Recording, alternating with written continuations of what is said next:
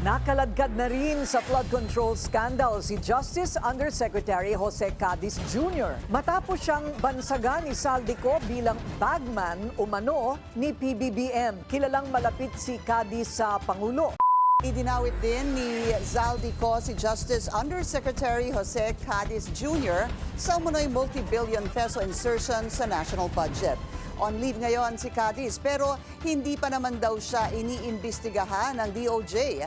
We have no jurisdiction. Yan ang tugon ni Acting Secretary of Justice Frederick Vida sa tanong kung iniimbestigahan na ba ng ahensya si Justice Undersecretary Jose Jojo Cadiz Jr.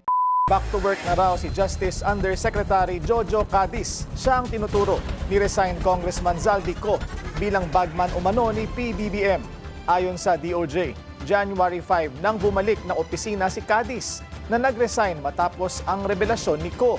Hindi naman masagot ng ahensya kung tinanggap ba ng Pangulo ang resignation ni Cadiz.